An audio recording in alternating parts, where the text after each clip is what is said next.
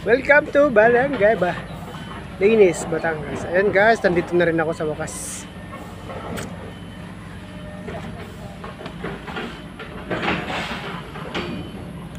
Ay guys, tingnan nyo kayong nangyari.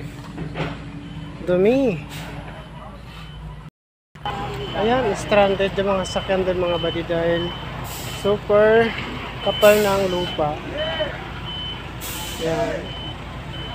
Diyan, dito ka makakadaan ng sakyan doon dahil stranded dyan mga buddy. Ayan o, dito kami maglilinis. So good luck sa amin!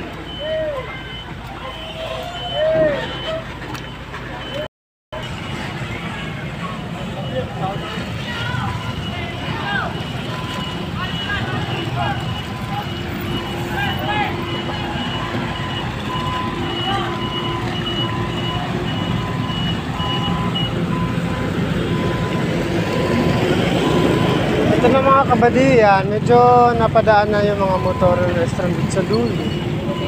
So yan.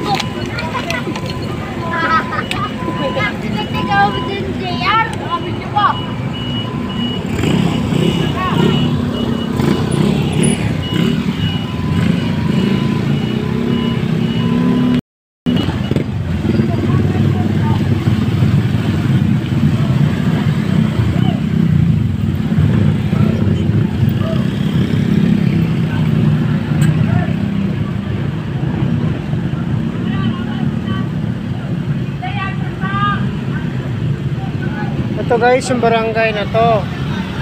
Ayan, ito yung barangay. Yan. Pero dapat hindi kami dito eh. Doon sa kabilang barangay pa. Naligaw lang kami mga buddy dito sa lugar ito. Pero hindi namin alam, hindi ko alam kung anong gagawin.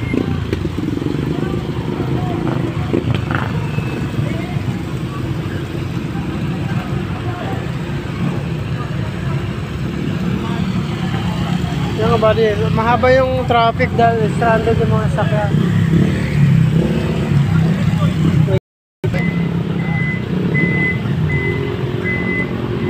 Ow.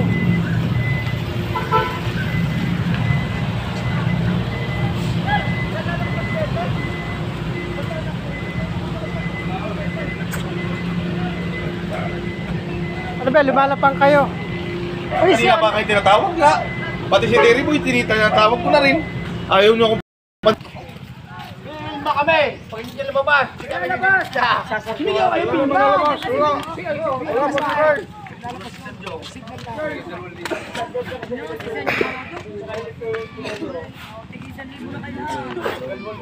Tig-1,000 na kayo lahat, magpatiyin. Ano nang ano eh?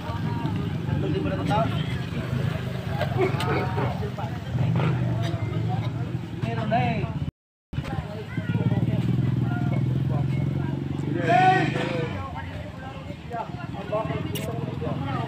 Bahay lubog.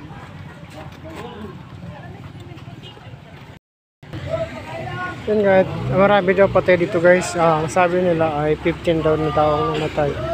So yun, dahil sa pagguho ng lupa galing sa bundok.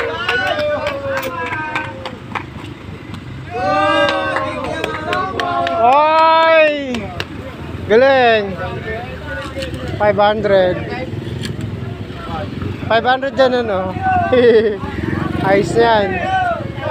Ang mga body, yung mga bahay, tingnan nyo. Kinain ng lupa. So, ito, may Alphamart nga din doon. Kinain din ng lupa yan mga kabady. Kabady yung mga bahay na ang karing talaga sa bundok.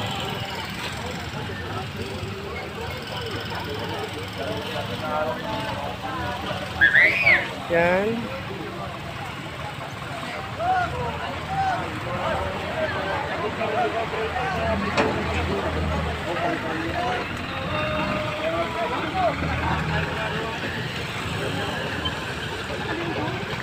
Ay, pinanggalingan ba din ng ano? Na, ay!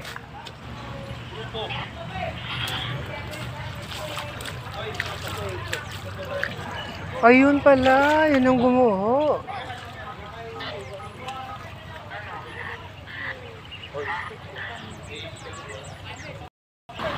Galing doon sa ano yun? Bundok ka.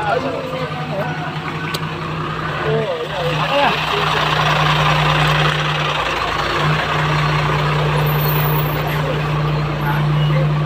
Galing, saan ka?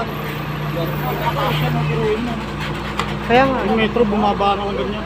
baba. Ang lalim nito. Hindi lang. Hindi ko kumaan. Hindi mo tatakay. Imagine mga buddy, gano'n ko baba yung metro ng tubig. Samantalang alam mo naman gano'n kataas yan. Oo nga, yung kinuhanan ko na yan eh. Ayan, dyan ang galing ang pagguho ng... Kaya nagkaroon ng lubugan dito sa baba dahil dyan mga kabadis. Dapat ay tatarpas. Hindi ko doon. Oh, picture mo. Kailangan papapicture pa.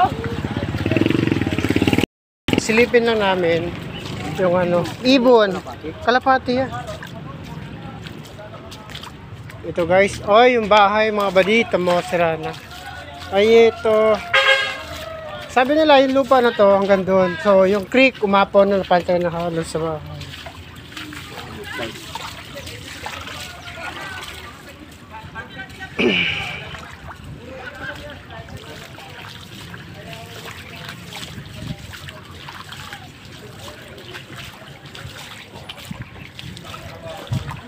Oh, sobra. Ito na yung ilog.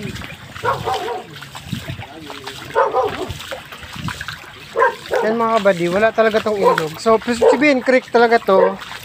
Pero dahil nga sa pagguho ng lupa, pantay na siya.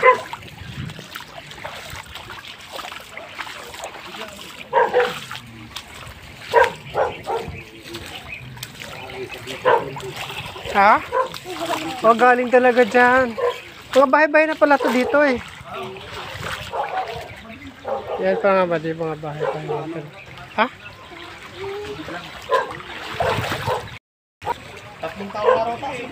Isabihin talaga malalim pala to. Malalim tong creek na to. Oo, malalim daw dati. 3 taon nga raw ang taas eh. Ang lalim eh. Tapos na ganyan. Napuno dahil sa galing yan doon. Landslide. Grabe. Pala to. Nangyari doon.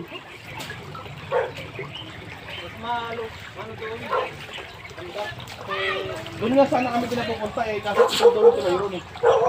Hindi kami makapunta. Yun nga daw mga kabady, marami daw nagkasya daw dito sa lugar. Pero doon sa dulo pa yan. Kasi yung bahay ng mga kabady, talagang nilamon daw ng buhangin. So, bandang parting 2:00 daw yan ng hapon. Kaya yun. So, kahit paano nabantayan nila. So, yun. So, lahat ng lupa pumasok sa mga bahay-bahay.